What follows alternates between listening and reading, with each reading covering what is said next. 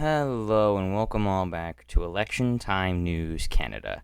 Today is Monday, April 28th, 2025, and today is the day of the 2025 Canadian federal election. So in this video, I am going to be making my final video on this with my full final predictions for the map, all 70 competitive seats here.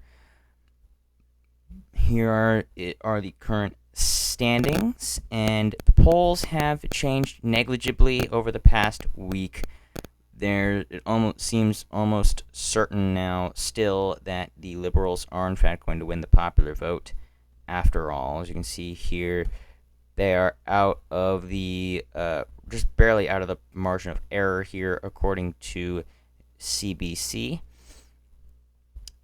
And on Calshi, currently, Mark Carney is an 82% chance of being the next Prime Minister of Canada.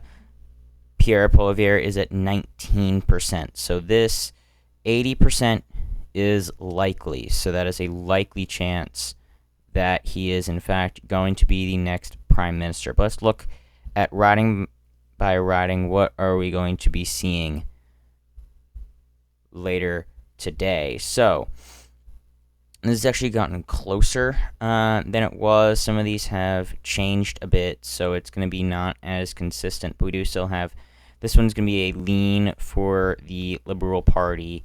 It has dropped a bit. This one's going to be safe for the Liberals, so a bit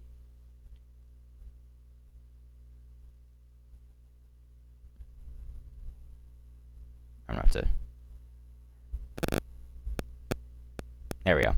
Okay, so that was an error with the app.ms. Anyway, next we're going to be going into the seats, again, going from west to east. We're going to be filling these all in based on, for our final projection here for the election later today. So with all that in mind, of course, this is my first Canadian election, and I only got into it a little while ago, so I probably am not going to be the most knowledgeable on this topic, but I will apply with what I have here. So, first off, to start, quickly look at the general 338 consensus here.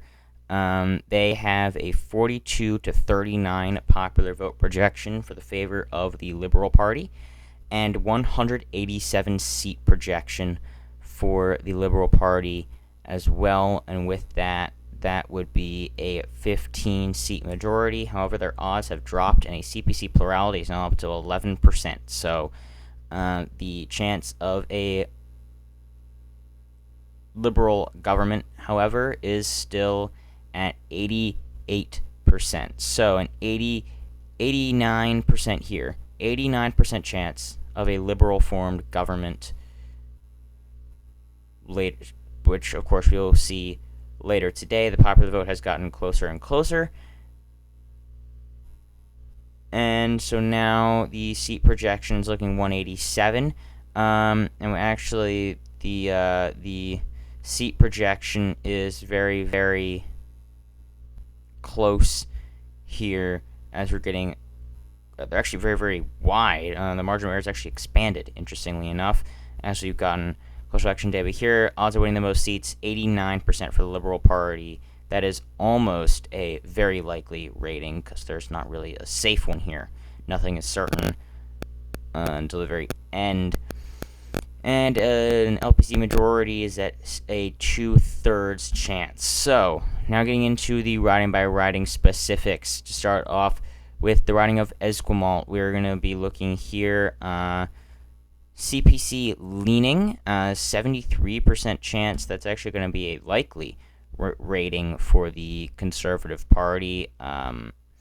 Conservative Grant Cool here in Esquimalt. That has been a take back from the Liberals recently, since I think that probably has changed since my last video on this. Odds of winning the Conservatives over the course of one day went from 44 to 52, and mainly the Liberals went from leading with 47 to all of a sudden down to 15. So this would be a change for a new Democratic Party seat. So this is going to be part of the drop down in the New Democratic Party. While the UK is having an interesting schism between the two main parties, the exact opposite is happening here, and we are looking now at the almost unifying to two political parties here in Canada. So the Conservatives versus the Greens.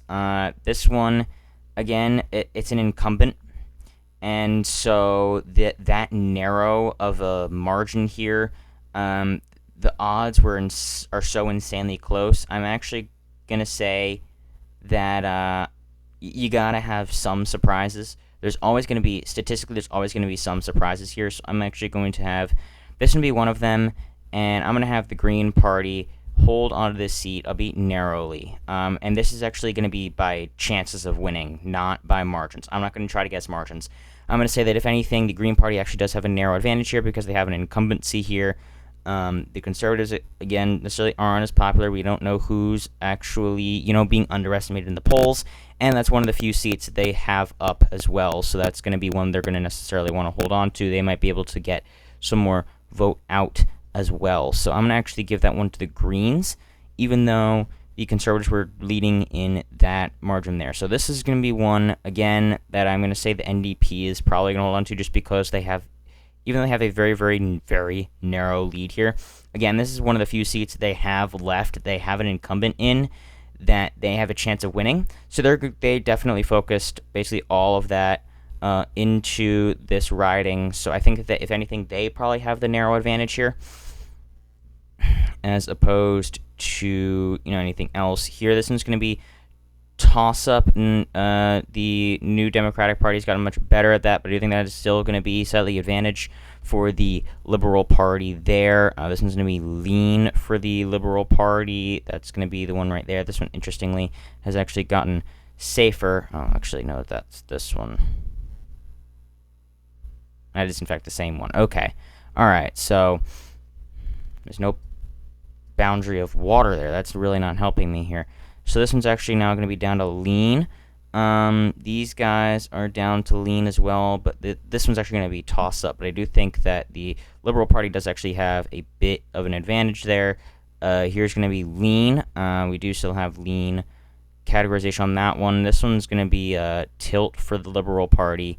All right, so going back in now to Port Moody, we do have a Liberal New Democratic Party candidate, but this is not going to happen. The New Democratic Party is not going to win this one. That's why they're going to focus more on ones like East Vancouver and such. So 41-36 for the projection, 76-24. I would say this is actually going to be a lean or likely Liberal Party win here. Over here, this is now going to be safe. It wasn't safe for quite some time. Over here, we do actually now have a tilt Liberal seat, interestingly, which was a bit more of a safer Conservative seat. This one's going to be a bit lighter. Oh, that's that one. These difference in maps are really taking me out here. It's going to be safe now. I don't think that one's this one. That one's this one. That one. All right, that's a toss-up. That's going to be a tilt seat. So as we're getting more and more tilt Liberal seats, of course, that means there's going to be less and less certainty that, in fact, they are going to be able to pull off a majority. It's not going to take much of a national shift, a national polling error, for there to be a huge change in the results here. So as we get more and more tilts, there's going to be more and more ones that they're going to be targeting here. So Surrey, this one's going to be lean Liberal. So now we're getting more less strong results here. But then out over here, we're actually getting better results for the Liberal Party. Up here, this is now safe. So that's going to be safe there. So now we're going to be going right over next door to Pennington, Kelowna area. This one, there's literally 3 that are interesting in here. This one's going to be likely. That one's not changing that much. This one's going to be tilt Conservative, just because I believe there is an incumbent in Kelowna. yes, so if anything, that's going to be the reason that they're going to end up pulling this one off, is going to be that incumbency factor there. And then Okanagan Lake, another conservative, that's going to be probably a likely seat there. So I'm going to leave that classification as is for likely. Moving on over to Calgary, this one we actually do still have that safe. That's actually likely in there. Okay, so yeah, but by 10. That one is going to be a likely seat. This one just barely likely. That one's staying likely narrowly though. This one's going to be more closer to lean. It's now within 10. So we're getting a bit more interesting results. That one's going to be now likely. So that's down to within 15. That one's 10, so that one's in there, and this one is safe. So, start things off with this one. This is the closest one that there is. We are looking in Calgary Skyview. There's no incumbent here, so this is literally just basically a pure toss-up. This one really could strictly go either way, but just because the Conservatives won it last time, there's sort of an incumbency factor as far as that goes. So I'm going to give them the narrowest edge there, but if anything does end up going Liberal, it would definitely be this one, and even 338 Canada seems to think that it will go that way. I wouldn't necessarily be surprised if it did, but yeah, there's not much there. Calgary Crowfoot, there's an incumbent Conservative there, so that's going to give them a bit of a boost. That's going to be lean. Next door in Calgary Confederation, there's no incumbent, so it is literally neck and neck here, 45-44, but the Conservatives did win this one. If there's any overestimation there, then honestly I think again the Conservatives might end up winning this seat. The Liberals have also been dropping a little bit in the polls recently, so if those are even lagging about a day or two behind, if it's going to be within 0.1%, then that's going to be it. But this one, again, Conservatives, they actually have an incumbent there, so that's going to help them a little bit in Calgary Center. So that is going to be the end for the Calgary area. 157-107 right now. The Liberals are ahead by 50. They have 157. That is going to be, of course, 15 short of a majority. So they're already pretty close. Edmonton. Zooming in here, we do have an NDP likely seat. I believe that's likely still.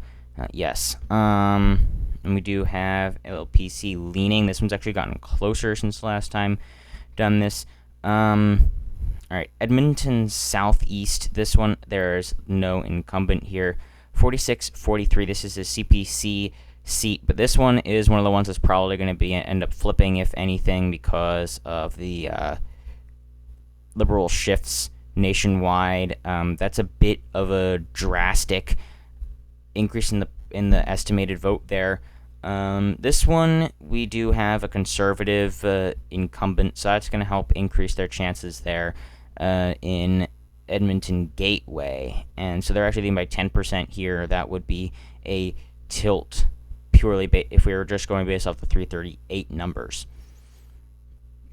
Incumbent Matt General is most likely going to be able to hold on here in Edmonton Riverbend.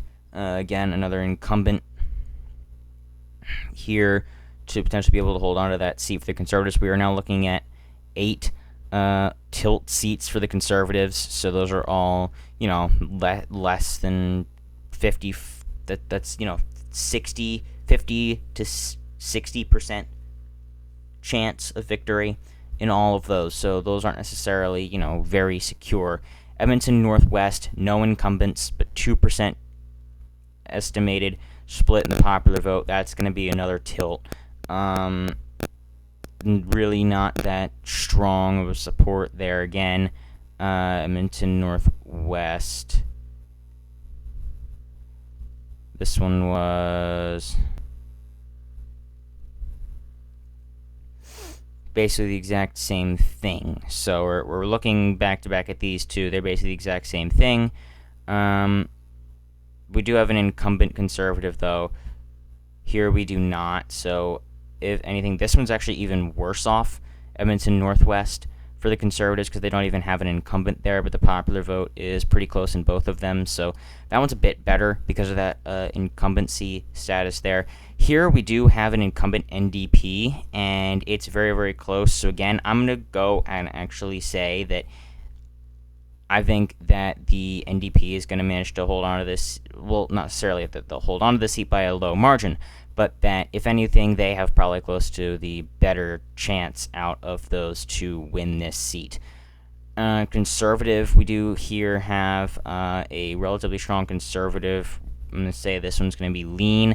Incumbency, predicted 3 margin. The Liberals are still dropping a bit nationwide. So with all that in mind, that's probably going to hurt them there a bit as well. So 158, 112, 17, 4, 1. So moving on, there's nothing over here except for one right in here in the smaller cities. Nothing in Saskatoon. Those are all basically 90% chance of victory. Actually, no, they're just a bit under that. So actually, all 3 of these now in Saskatoon are only likely. Those are going to be 80 to 90% chance.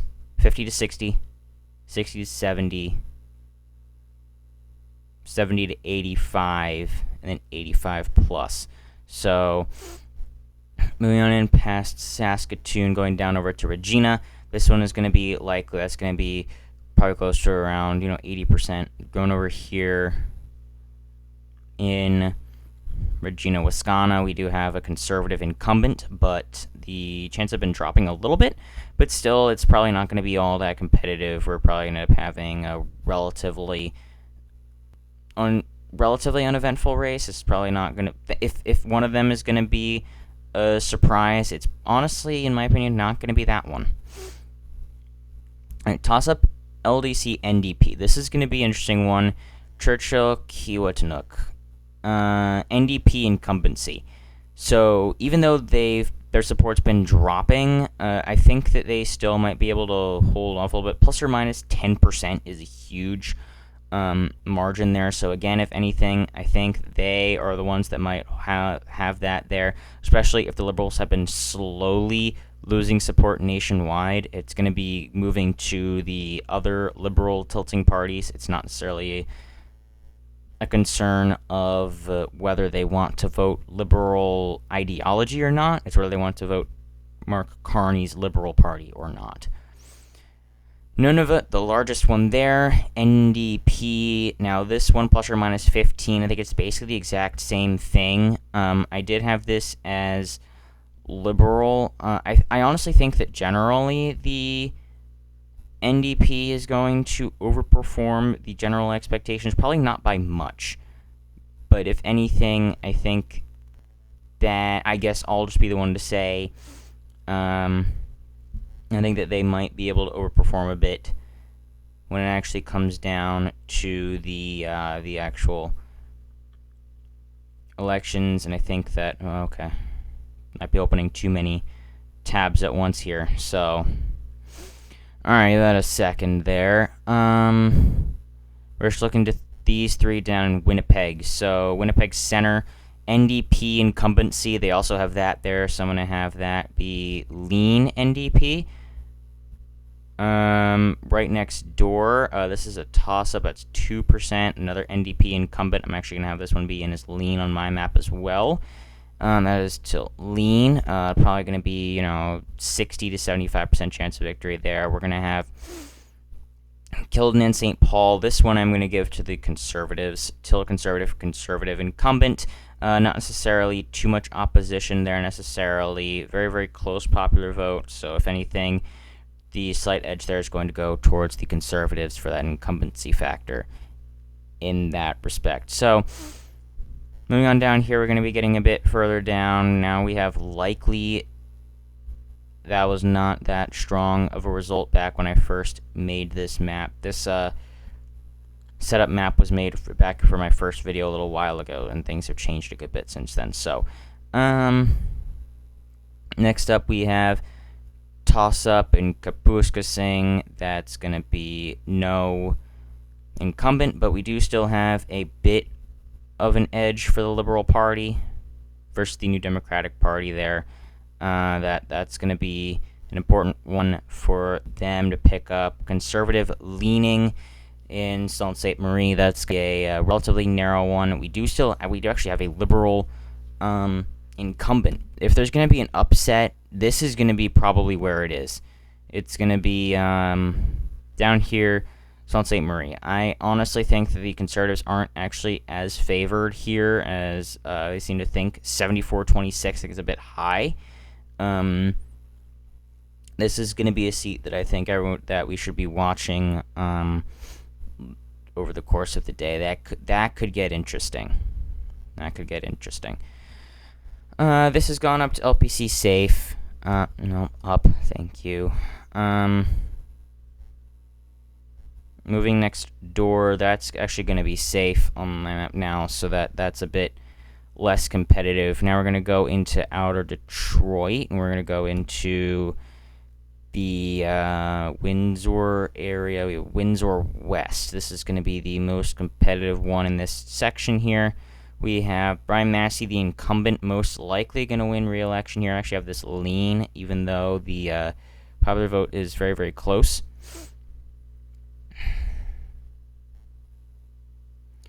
Likely right next door. These are all going to be basically safe conservative, except for this one's going to be likely.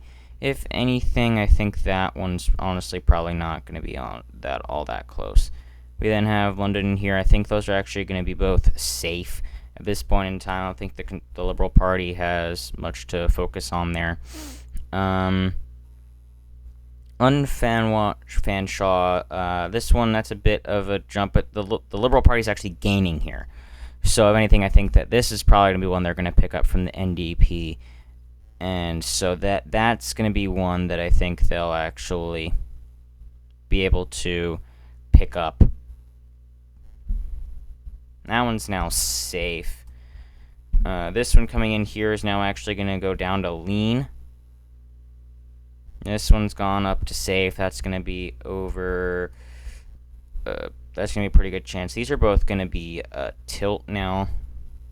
So those are both very narrow wins for the Liberal Party, chance-wise.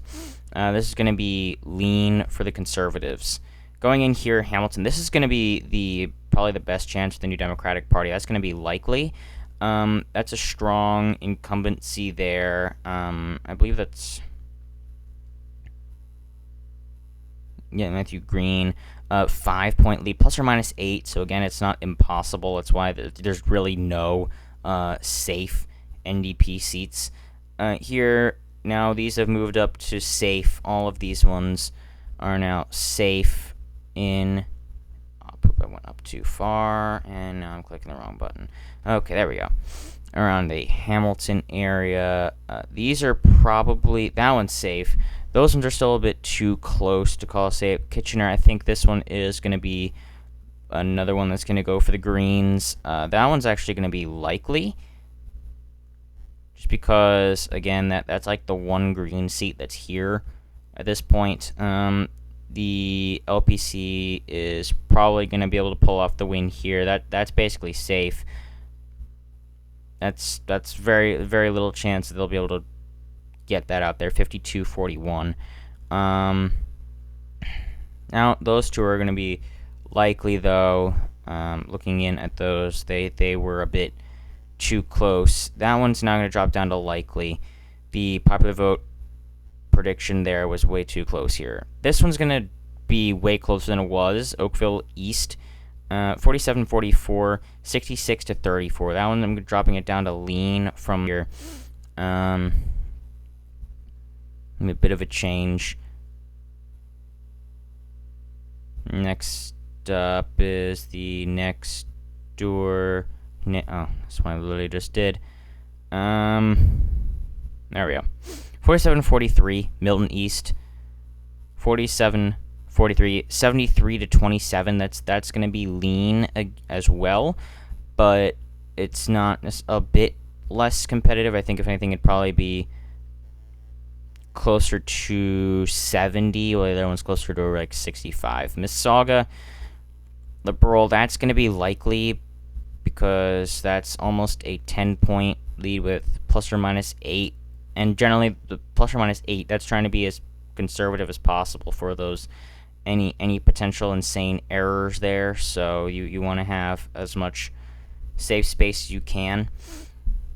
So those are on the tail ends of probability-wise what you're going to end up getting on election night.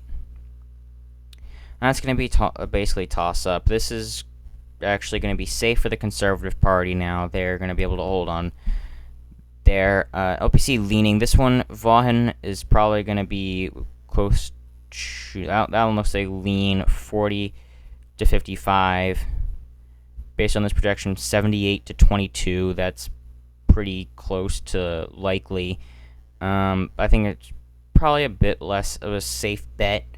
Again, considering that the fact that the Liberals have been dropping a bit. Conservatives are doing well here. I'm actually going to put this one in as likely for the Conservatives because they've been gaining here as well, especially.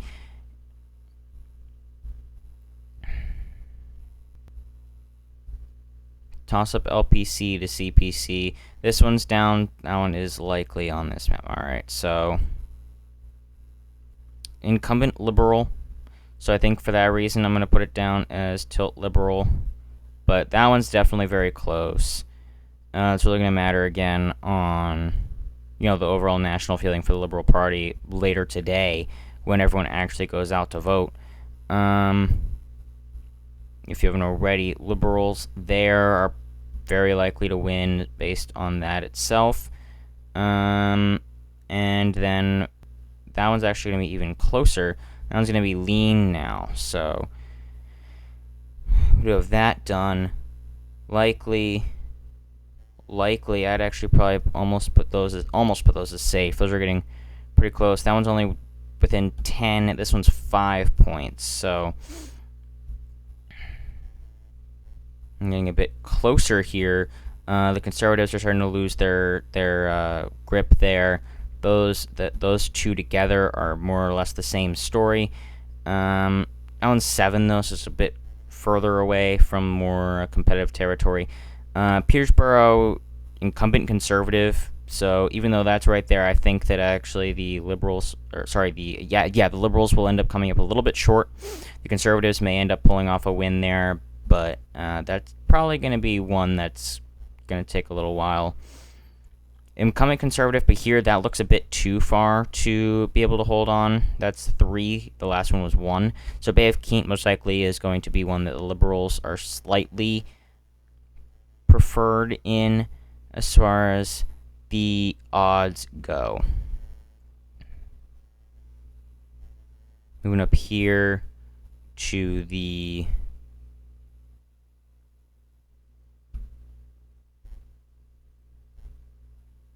area of Abitibi. We do have an incumbent block candidate. Because of that incumbency, I think I'm going to give it to the block as well. Not by much, again, it's just going to be a tilt margin, but if the Liberals do end up pulling that one, that wouldn't be a huge surprise, but again, the block's going to probably be focusing on what they can. They've been gaining recently over the last little while, so that's, not... They've been gaining the last little bit, so if anything, I think that they might be able to pull off a surprise win there, if anywhere.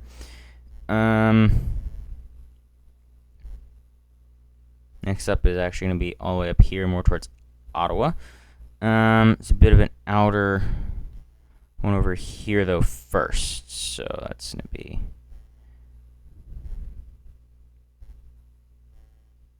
Oh, that was Montreal, so this is outer Ottawa. Okay. Yeah, these projections are very confusing. So, based on that, Canada actually is more likely Liberal now. The one on the outside is actually looking worse for the Conservatives. This is going to be Conservative leaning for 338. Personally, I do have this one. This is Poilievre's seat. So he definitely needs to win this one. I actually have this one as likely, just because that's literally just the entire embodiment of the Conservative Party. So that's going to be, he's going to have that support there from being the leader itself. Over here, the block is leading in this seat here, the Pays. No incumbency though, but they're probably going to be able to hold this one, if not, narrowly. Here, not showing the water's really going to mess me up here. Riviera, this one, incumbency, but that looks a bit too far to get over. So this one's probably going to be one they're going to lose to the Liberals. Very centered around the city of Montreal. So that one's going to be where there's a lot of Liberal support here. Another incumbency, but this one looks like it's going to be able to hold on. That one's going to be lean, though. If anything, that's going to be one that might end up flipping on later tonight. Repentigny is another one that honestly I think they don't even have incumbency, but that's just strong percentages and estimations for the popular vote in general. So that one just looks like one that they will be able to hold on to. Honor, this one is basically I'm actually going to put this one in as safe. Over 99% chance. I think I might have even actually clicked the wrong one at that point then. Yes, I did. Okay. So, the point, this one, incumbent block member. This one's going to be likely for the block.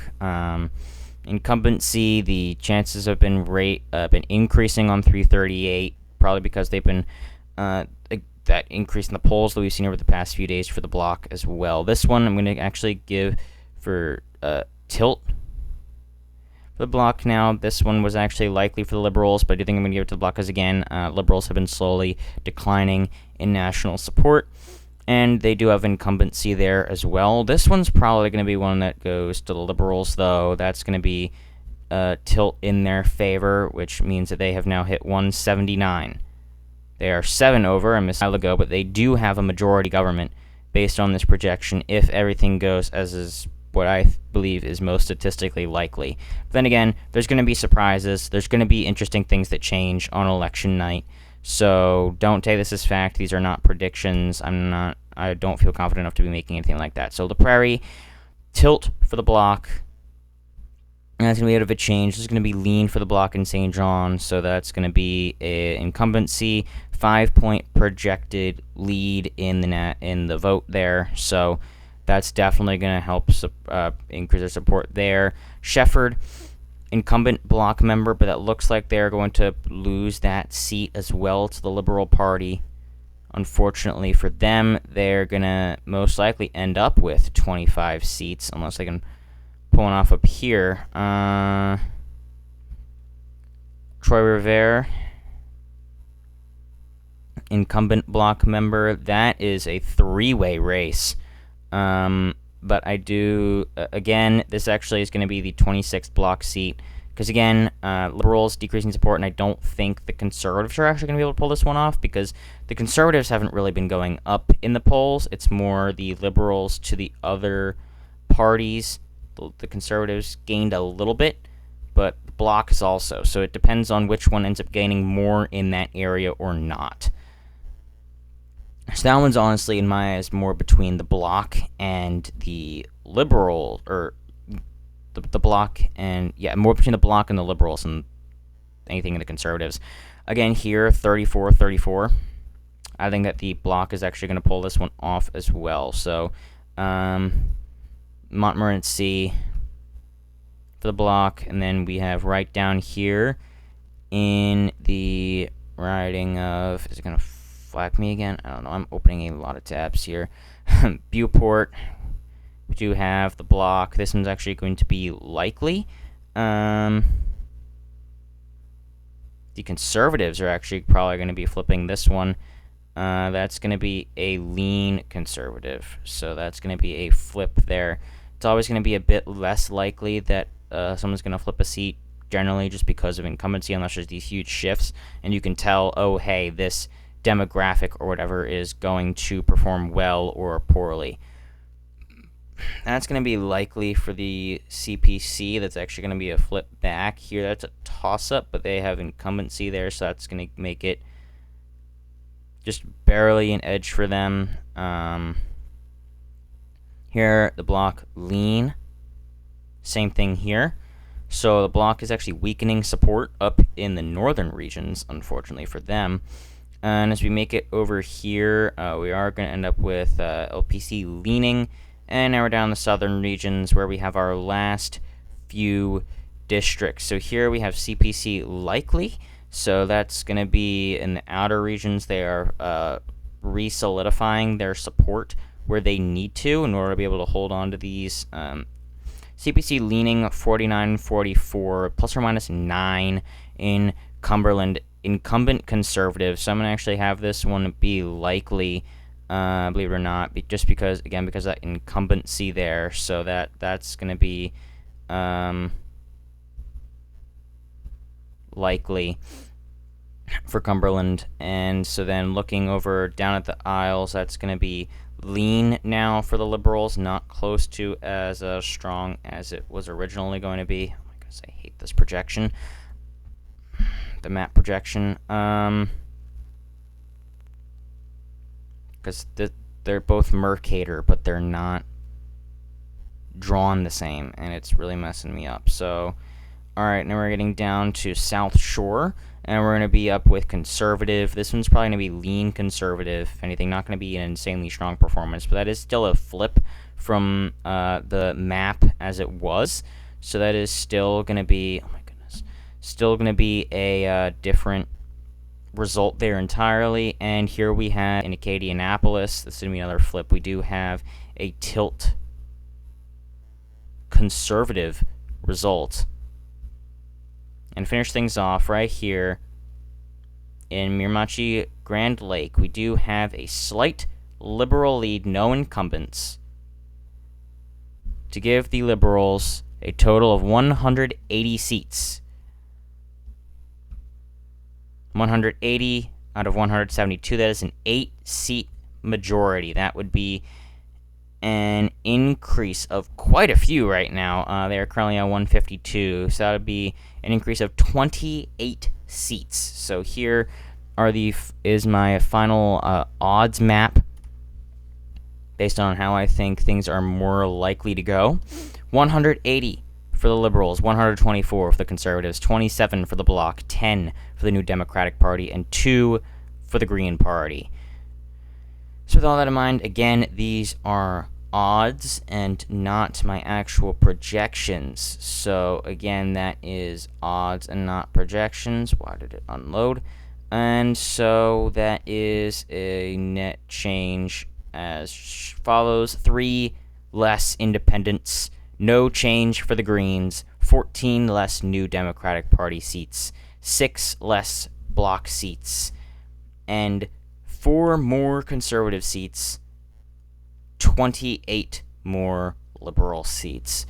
Thank you all so much for watching this final Canadian federal election video. Make sure, if you are in Canada, to go out and vote if you have not done so already. And I will absolutely be doing an update on this after the results to see how well I did and review and see what I can learn more. And as always, let me know of any comments or information you might have. Civil discourse is not only allowed but endorsed. Make sure to keep it civil, please. And make sure to watch my other content. I've been out for a little bit because I've been working again on a long-term project I think you all will enjoy, but I'll be prioritizing my Australian videos now before the election shows up in just a few short days. So thank you again so much for watching, and have a fantastic rest of your day.